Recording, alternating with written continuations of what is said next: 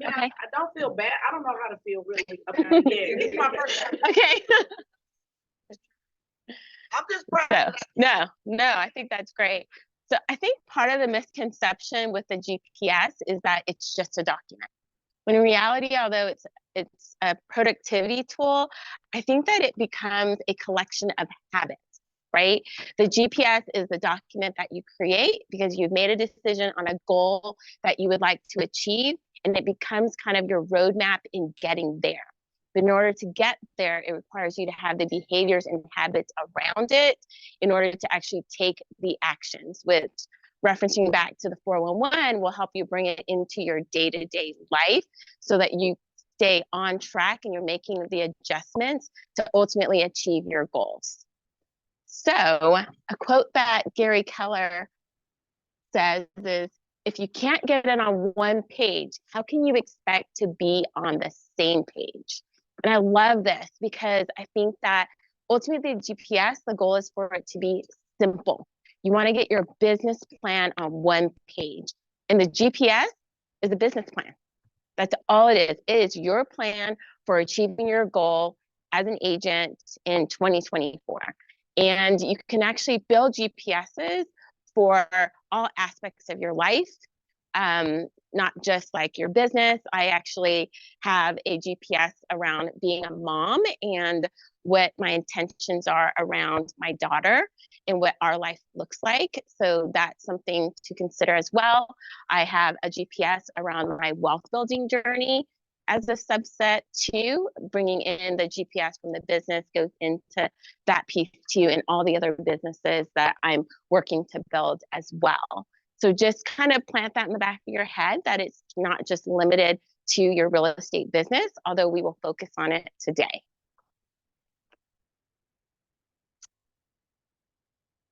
So what is the GPS? The GPS is just like your navigation system. It gives you the directions, the turn by turns on getting your destination. So the G stands for goal, P for priorities, S for strategies, or really just steps in achieving the priorities. And really, to keep it simple, you should have one goal with the date in mind, 3 priorities, and 5 strategies that support each of the priorities. We're going to break that down. So why use the GPS? The really gives you the power of clarity and purpose. So the GPS will help you streamline your business's top priorities onto one page, allows you to prioritize your task more effectively. It also assigns ownership to individuals for increased alignment and accountability. And for those of you that are individual agents, it still applies because part of your GPS isn't just your team, but your expanded team, whether it is the other vendors in your business and the team you plan to build, the infrastructure that you're building to support your team. So there are other people that you can actually build accountability through your GPS as an individual agent. It gives you clear communication of your priorities and a framework for the actions, as your priorities may or may not change along the way, which is not likely. So conversation that Dominique and I had was around the idea of like, your GPS doesn't change substantially. You might have some adjustments because the business is starting to change and because we should be reflecting on our business on at least a monthly basis. Some things might need adjustments on it, but in reality, your priorities should stay the same. Some of your strategies might adjust because you start to realize maybe some of your pillars have changed in your business and you need to adjust what those goals are, or those strategies might need to increase or decrease depending upon where your results are coming from. But ideally, it shouldn't change very often. It's really your 411 that changes more than anything else that you're adapting to. Okay. I'm really excited. All this fancy stuff that's happening, I did not do it like intentionally. It just kind of did its own thing. So looks really cool. I'm like really proud of myself. Normally Inga does my presentations and I did this all on myself. Okay, sorry. All right, determining your one big goal. what is the one thing I can do such that by doing it, everything else will be easier or unnecessary? That's the big question you should be asking yourself. What is it? Anybody want to throw out some goals? John, what's your goal?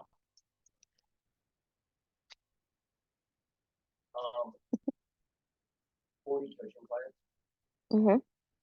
Great. What did John share with you that's important with your goal? Oh, no, that he wants 40 clients, right? He has an actual smart set goal. What was he missing? His time period in achieving that result, right?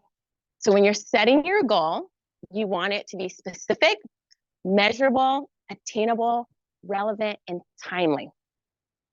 And even within your like GPS, your SMART goals and setting them are critical in ensuring you stay on track with what you intend to achieve, right? So that's your goal. As an individual agent or really an agent on a team, what would your goals be? What are some examples to help each other start to think about where do you want to start with evaluating your goal for 2024? GCI, okay, a number. Great. Anything else? Number of units. Anything else? Number of appointments. Okay, so that's a good one. So when you're looking at your goal, also look at, is your goal too small? Right? It's so micro that building your business around it, there might be a difference in your clarity of what you're achieving. So if your goal is to work 10,000 hours and you just work the 10,000 hours, but you didn't make $100,000, $200,000, did you achieve your goal? And does that goal make everything else in your life easier by working 10,000 hours or maybe making $200,000 in GCI? The question is, no, I don't think it made it easier. You just did 10,000 hours, but where's the rest of it? You know? Right. So you want your goal to really encompass, going back to whatever your goal is should make everything else easier, right? Sometimes your goal is to get your average price point up. So that means only working with X number of clients that actually achieve your price point that makes everything else easier. Because for some people, adding more clients doesn't make everything else easier. Increasing their price point does. Other clients, like, I think an example that I was shared was a client that was shooting for a specific volume because they knew that if they achieved that volume, they could get into KW Wealth, which would then make everything else easier for them, right? Think about how that goal makes everything else easier. Or how does that goal actually line up everything else you need to achieve? So GCI, what about profits? What is your profit? So again, units, like all of those are great goals to create within your real estate business. Okay. Yes. I'm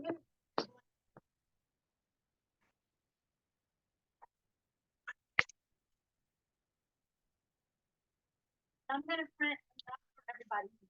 And if you want an electronic version, in the file section of our Facebook group, okay?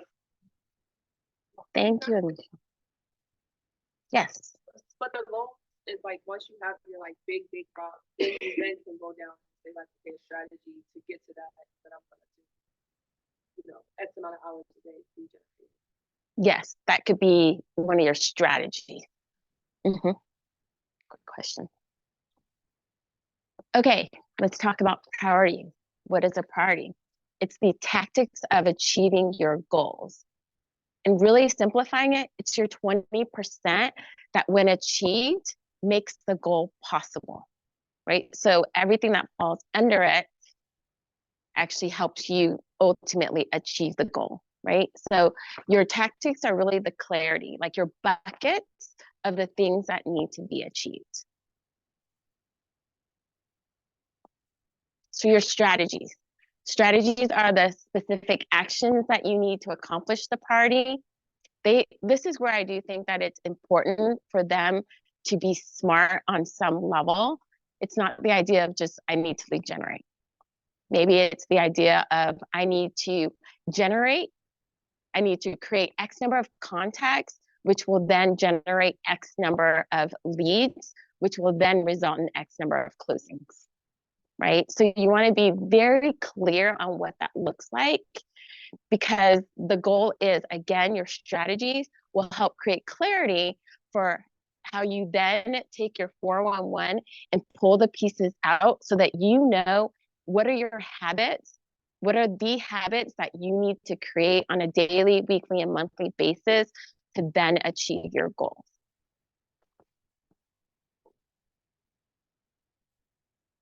Okay, here are some challenges. Maybe you guys can think of some as well. And I think it's important to think of the challenges, because more than anything, you then get to build your guardrails to protect you from the challenges so that you can overcome them and really master this part of the process. So sometimes it gets too overcomplicated, too big, or too long. This is 100% where my challenge is, right? I like to just get too into the weeds with stuff, a little too detailed, and then it just causes paralysis, right? And then the flip side is not being specific enough, right? Not knowing exactly what moves the business. And then not having clarity. Like, I think taking the time out to do the GPS takes a lot longer than many would think. Like, you go back and you do it and you revisit it and you say, if I did all these things, will it really result in this much business? Will it result in me achieving my goals? Looking at each individual pillar and saying, what does that mean? What do I have? What don't I have? What do I need? Whether I need to improve or I'm missing. Is there a who that's missing? Is there a how that's missing? Those questions, as you're mind mapping and putting out all the things that would be required to achieve that goal. And as you really start to do that brain dump and figuring out, you're then able to put the pieces together of like, this would be great, but I don't have to have it. I don't have to do this to achieve my goal. And then really breaking down and going through and saying, what do I have to have in order to achieve it, right?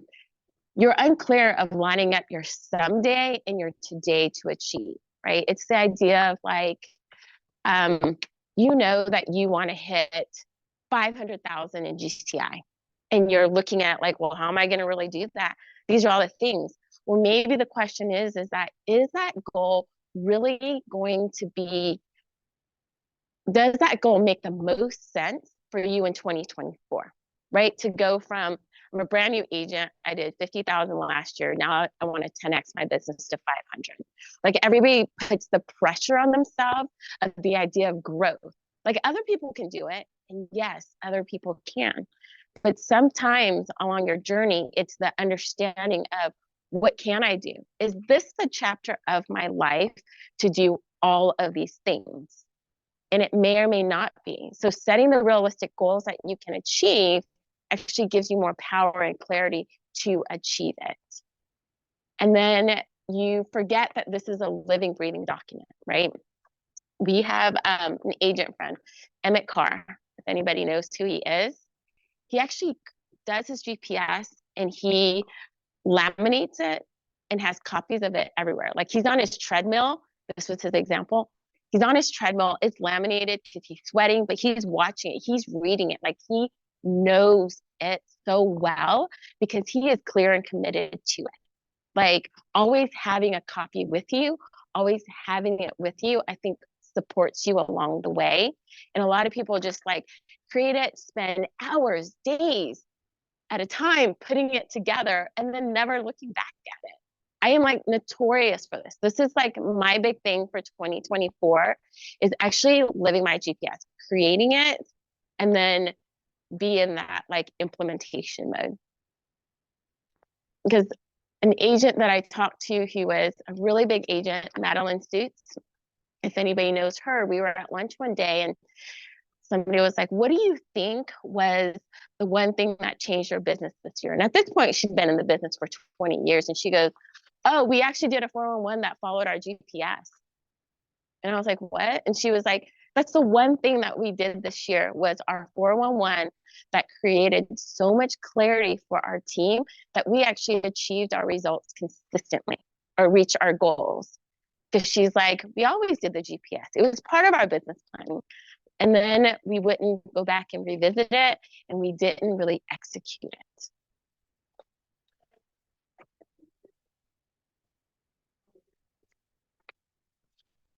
I'll do that. It's in the next example. Yeah. And then doing this by yourself. Being an individual agent can be lonely. Being an agent on a team can be lonely. And I think it's important to build your tribe around your GPS, right? Because I do think that, especially for newer agents, when I say newer agents, I mean like newer agents who actually doing the GPS, and the idea of is, and also even from your own business perspective, a lot of your goals, your priorities, and your strategies, there is going to be a percentage that is the same, right? There are certain standards that we all need to achieve. It's the leads, the marketing, all of these pieces that we're likely building together. Finding your tribe to help you do this and execute it will make all the difference in whether or not you continue to live and breathe this part of the process. Okay, here's an example of a GPS, simplified with all the deep stuff. Does anybody know Gene Rivers? So he actually broke this down, and it really helped me. I went to his quantum leap class. So this was kind of like his short version of it. And he's like, this GPS works for every single agent up to the 4th level. I think there are a couple of things that are probably outdated because of this. Which one's the last one? How do you move that? People. It does say people, but oh, sorry, that was a dumb question. Okay. Okay. Anyway, sorry. Okay, so people. Okay, so his perspective for up to a 4th level team is your goal should be units. And I probably agree with his philosophy is because with it being units is the growth of your business and your market share is dictated based on the number of units that you do. It's not your volume, it's not your profit, none of those things really. It's really how many clients can you actually make happen, because you can project your growth accordingly, right? You know that when the market is up, the market's down, if your units are up or your units down, that's the easiest way to truly measure the health of your business. And so he says, set it up based on that. And going back, you're using the same pillars. Your priorities are your systems, your tools, and your people. So the difference between a strategy and a priority is really that the strategies are your steps in achieving your each priority. And the priority becomes the bucket of, if I get this bucket done, if I create, an example would be, create a system that supports 100 transactions a year, closing on an average like days on market of 90 days, right? If you can build a system that actually procures and results in 100 clients a year, then that becomes inclusive of everything else that becomes a part of it. So if you broke it down and you were to do just a seller, you could, right? You could set it up from that seller's perspective of what is your goal? Is to be able to close 50 sellers. That could be your priorities as opposed to your steps. It goes back to what is the bigger piece of the goal. If it could not have 5 strategies below it, and it really is just one thing that you're doing, it is likely a strategy, right? If you have too many strategies underneath it, then very likely you have two priorities that might need to be divided, right? That's kind of your like litmus test of if it's too broad or too narrow. If you can't build something to support it, it likely is something that supports something else. Did that answer your question? Does that help? Okay. So he talks about your systems, your lead generation systems, right? It's the idea of like building that consistency of a 30-day wheel. It's because it matters of what you're doing on a consistent basis.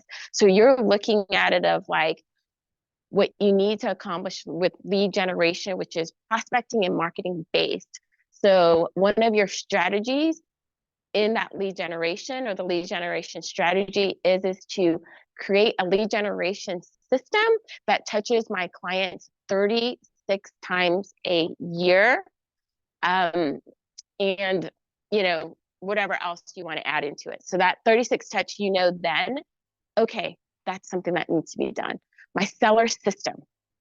What is a seller system that you need to support that priority to achieve your goal, right? And like, if you look at it, and then your buyer system, your seller system is very similar. It's your listing presentations, it's mastering your scripts from that perspective. Your financial system, which is your profit and loss. What is your budget? What is your net worth? What is your return on investment when you are spending money in your seller system? That becomes your financial system. What is your goal around your financial system? What is your growth system? Whether you're growing as an individual agent, whether you're growing your team, that's your growth system.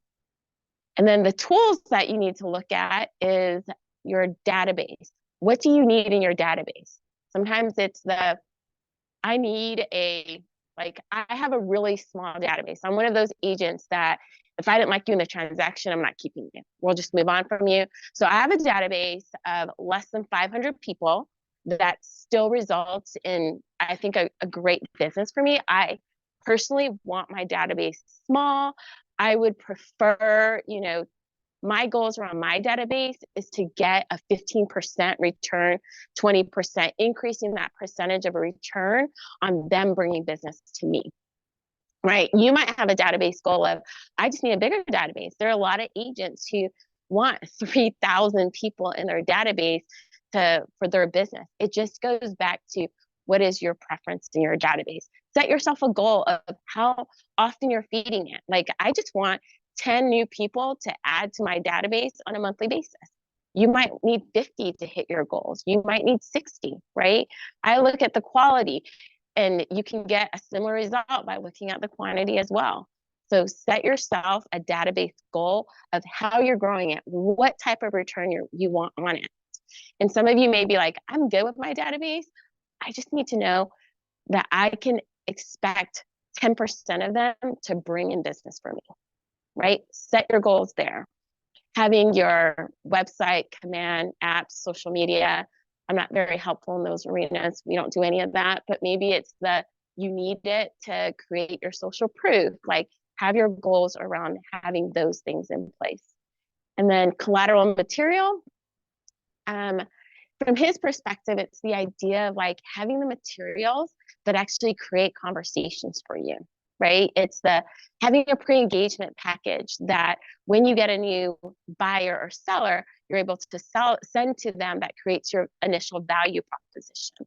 Maybe it's the package that you give to a buyer the first time you meet with them that inside has pamphlets from inspectors, lenders. How are you prepping them? Having that system that removes as much of the resistance from the consumer as possible. So having those pieces already ready to go and systematized, right? That could be a great goal. And then your target tools. The target tool is reflecting on your business and saying, what tools do my business need this year to help it grow, to make sure it grows at its maximum potential? And I think this one's interesting because sometimes you just forget, like, I'm that old school agent that doesn't have a CRM system. My database is still sitting on a spreadsheet, and it's Maybe if I spent more time in the target tools, I'd probably grow the business a little bit more. What are those systems, tools, and skills that I need in order to support the business, right? And then people. The idea of like, what are your goals around people? It may be to maximize your vendors, maximize yourself. That was a big thing. Like he broke down that at coming up to the 4th level, you're the agent, you're the CEO, you're the listing agent, all the way to 4th level. And then you need to look to add in your admin. What are your admin goals? And even the idea of like your third parties. If you're already starting this year and you're like, okay, last year I did 20 transactions and I did everything myself. It may be that your goal this year is to add a transaction coordinator. And like one of the goals we set the year before is that we would add a transaction coordinator, and I, as the lead agent, would have to get at least 80% of the compliance fee paid by the client so that it didn't create an additional expense in my business. It just became a wash. So like that would be an example of a goal that I did as, trying to figure out my business. And then we hired a virtual assistant as well. So it's the thinking ahead, because your business gets really big and for where you're at next, and you're making sure that you're, again, putting in all the pieces to support the goal. Because what you don't want is that you get the lead gen stuff done, but then you're missing this other piece that will put in stability or add in growth to your next chapter, right? Third-party vendors, a second administrator, a showing assistant, buyer's agent, and then ultimately a coach or your accountability if you're not doing that. So that would be an example of a GPS. Is that helpful? Yeah.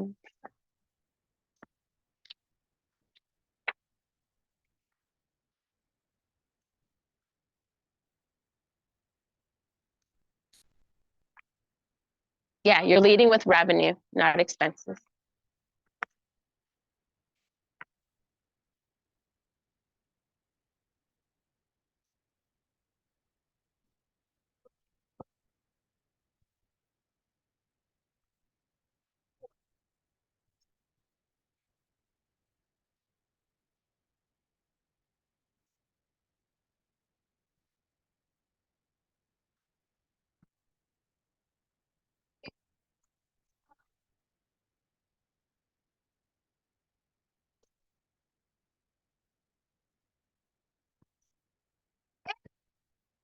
Nobody out of pocket up front. So why would we not all lean into all of that leverage on our GPS? None of those require upfront costs. And I think that also the step that occurs in between is having those resources available, already knowing who you can count on. Whether or not you use them, becomes irrelevant. It's more so, okay, crap, this month I got 6 closings. Like, oh my God, I did everything I was supposed to do. And I don't want to take away from my momentum, but you also don't want to hand it off to somebody that you didn't interview. You don't understand how they do things, and they don't understand how you need things. And then you're just going to dump it on them. Well, if part of the journey is that I just need to, part of my 411, I'm just going to talk to a VA company once a month for the next 3 months, so that by the time, so that you're also able to grow into that conversation is when it's time to pull the trigger, it's go time. It's not think time, it's action. Because the sooner you can get into action, the sooner you get the results you're looking for. I talked to Jay last, and what you just said about having those pieces in place, he talked about that. He said a lot of real estate agents don't understand setting your business up in a way where you don't just think about getting a whole commission check at the end. You know what I'm saying? But having those components in place, it will really help you to scale a lot faster. Because what we're saying is essentially we're committed to robbing our business Mm-hmm. until we decide hire or not. Like we're literally Until the business says spending somebody no. You're spending somebody else's money.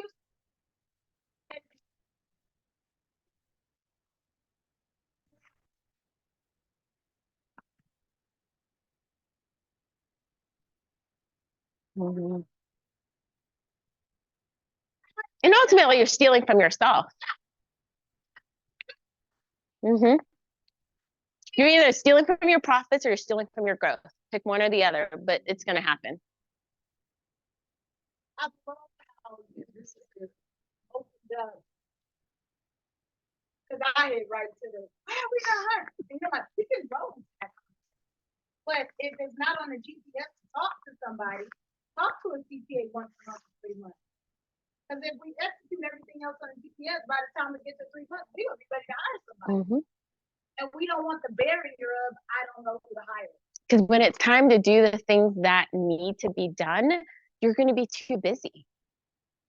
And then you're just going to get yourself more frustrated because then you pick the wrong person to hire, like you hired out of pain. You like just pulled whoever was available. And then you're cleaning up behind yourself constantly.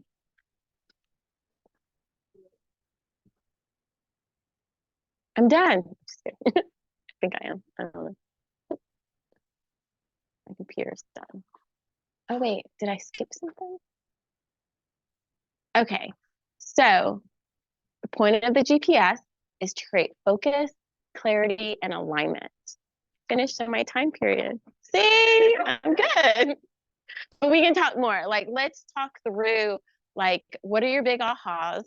And what do you think is a challenge that we can support each other with?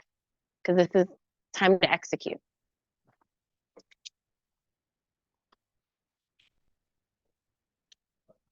I say not overcomplicating it. That's something that I definitely can do. And a lot of us can do because I know that we all are like great, ambitious, strong business owners, moguls. But it's something where you can dumb it down and get further, keep it simple at times. And that's one thing that I've had to learn. Just like don't make it too hard. Yeah, you got to walk before you run. That was me. I have been overthinking this to the point my head was a lot. Simplicity.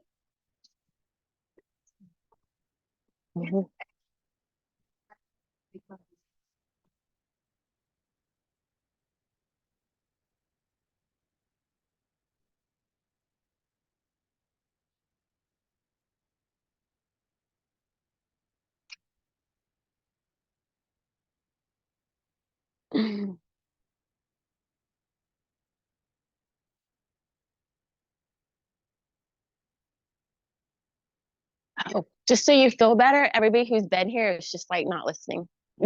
Right? Like there's that too. Like you've been here for so long that you didn't do it for so long that you just don't want to humble yourself to go back and do it again because you don't realize that it really is a productivity tool.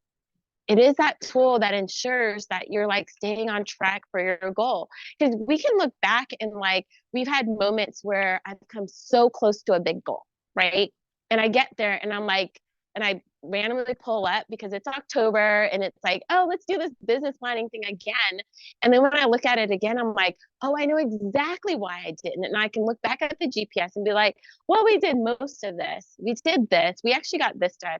But the key things were the difference between achieving or exceeding my goals. And also it's the looking back of like, oh, this is why even though achieving my goals, even though I never looked back at my GPS, was so hard and it was so painful because I didn't put enough time in hiring the assistant. I didn't put enough time in building these key systems so that along the way, my frustrations were removed. Like Inga was on my team. She can tell you in a heartbeat where I'd be like, well, damn, I thought we did that already. No, we never finished it. We started it. Well, it's because it didn't make it to a 411. The idea was out there and, you know, the business was coming, but I think sticking with it becomes that difference, whether it's the achieving or it's enjoying the process.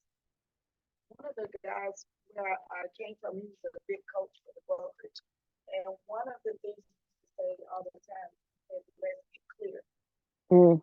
But I didn't know what he was talking about. I had no clue. Like, what are you, I was like, what in the world?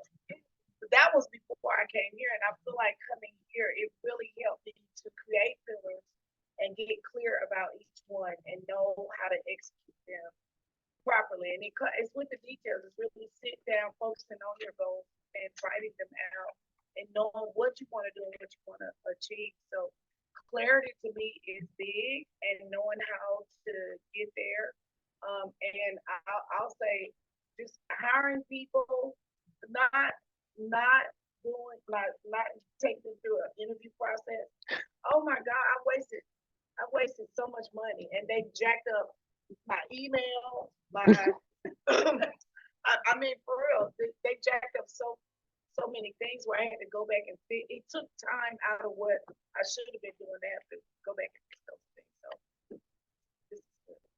And then I have a question for you. So you said something.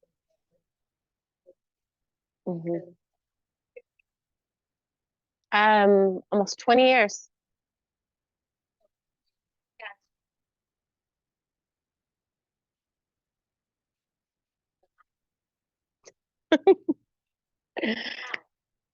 I mean,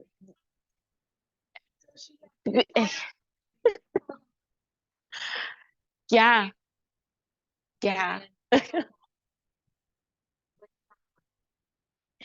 I will say that I look back on my 20-year career, and I will say that I've been very fortunate. I'm a high C, and so the relationship game is not my strength in the sense of like talking to a bunch of people, having all these people in my world, right? Because that makes it a lot easier if you're able to play the contact sport, right?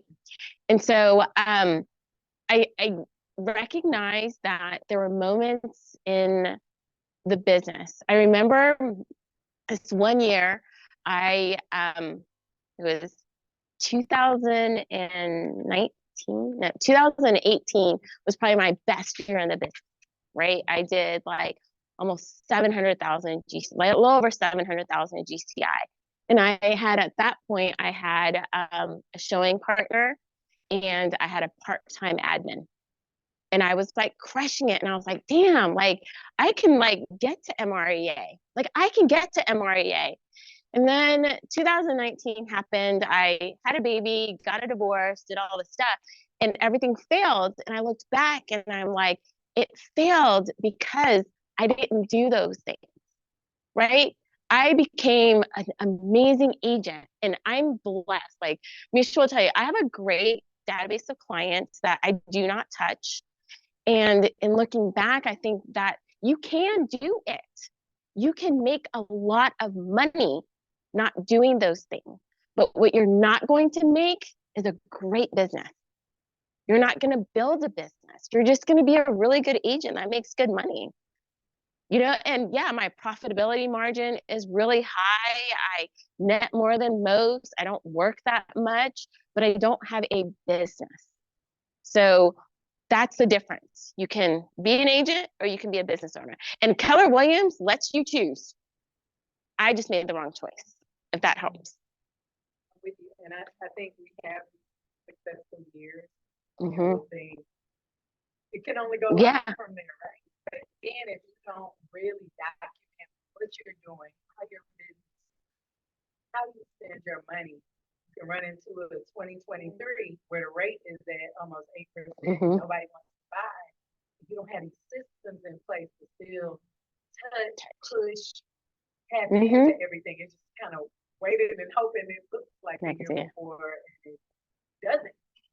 And that's why I think that if you've been a seasoned, Regina, I think that if you've been a seasoned agent, like it doesn't matter. Like you need to look back at your average, like at least your average last 10 years. Like you've got to look at the average. And if you are less than 10 years, you need to look at your whole career. And that's the agent that you are. You're not the high or the low. You're the average of that. And if you haven't done much more than that, I'm just being real, like, I think that's very true, because I remember at some point And I've really only been selling for like the last, like, I got licensed 20 years ago, but I didn't start selling in like full time, like head 100% in the game until like 2011, right? And I remembered in 2010, another agent hired me and I became her assistant because I'm the perfect assistant profile. And so then I go in and I work for her and I'm like, I gave up my contract to close business. I gave up my VA business, joined her, and and she was killing it.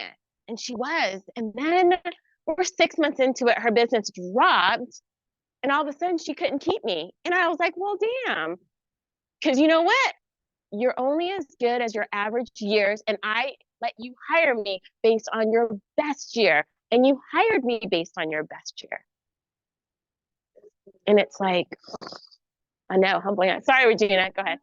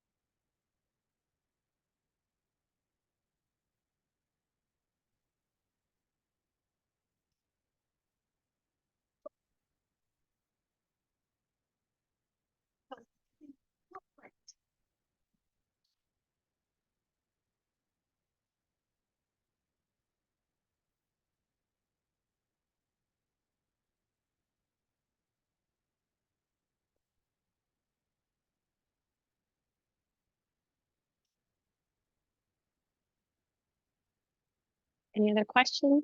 Me? Hmm? Hmm? I don't have a 36 touch. My clients don't really get to talk to me. I know I had a client the other day. I know. Okay, so I had a client. I'm gonna say one of the big things that I think is like, I think I have the business that I have because the clients that I have, the conversation, I control the journey. Like I truly control the journey with my clients, that at the end of a transaction, my clients are clear on my value. They know that Becky fights for them every inch of the way. They know that Becky knows her stuff that goes beyond it. And I think that becomes my superpower. Like I was able to figure out my superpower. So that superpower keeps you small. So yeah, I'm sure you can do what I do. It's just you may not want what I have either. Right. And that's like the bigger conversation. Yeah, you can walk away and be like, well, Becky didn't have to do anything. Great. But Becky also doesn't have a business. So you've got to decide if that's what you want. You know, I'm working on the business side. Okay. I'm working on the business side. I think that's what I want.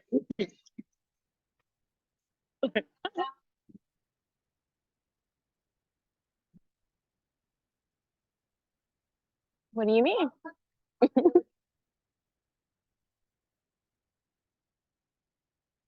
So like, you do have five parties. You do very,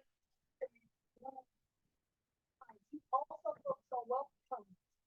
That's Oh, yeah, we said. Yeah, bear it out. Okay. So I am clear on who moves my business.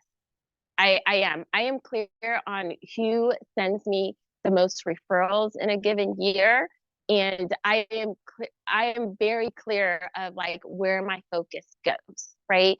Can't touch all of my clients all the time. Let me take that back.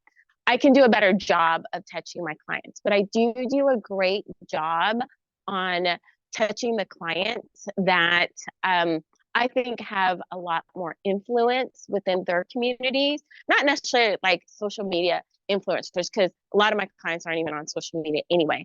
And so that makes my life easier. And so like, I know, like I can look at somebody and be like, I bet you lead your crowd. Like I can connect on a deep level to be like, so I know my avatar clients, right? My avatar clients are the business owners.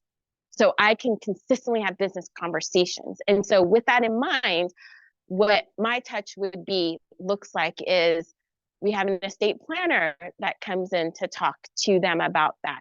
Or I'm looking at tax questions for my clients to help them move their wealth. Those are like how I build my value. So we do a client event on average every other year. We were doing so great until last year because we did 2 years in a row 1 year. Okay, so we do a client event. There's that. And I did the estate planning session last year, and that was huge for my clients. Even though we really didn't have anybody show up to the seminar, it became conversations that my clients came to me with that then resulted in real estate transactions, right? It's the, does your mom need to move here because we need to manage her money? Like that type of conversation. And then we,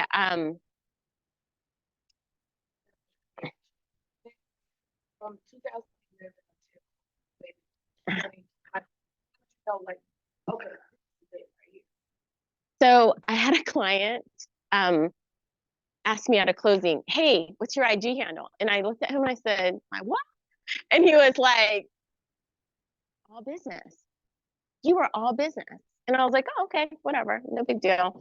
And then I'm having this conversation with this wife, and she was like, yeah, that's why he talks to you all the time and I don't understand that. So I'm gonna let you just talk to him because all he wants to do is talk business. I'm like, okay. So I had enough of my clients that I connected a pattern in the clients who were my top referrals choice sources were the ones that just saw this piece of me.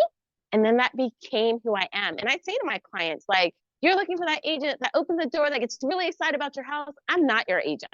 I'm the agent that's going to look at it structurally and let you know if you should have concerns around this house. Like I'm that agent, but I do have somebody I can hire and pay that does all of the staging because that's never going to be a like I communicate to my clients who I am now based on the feedback they've given me.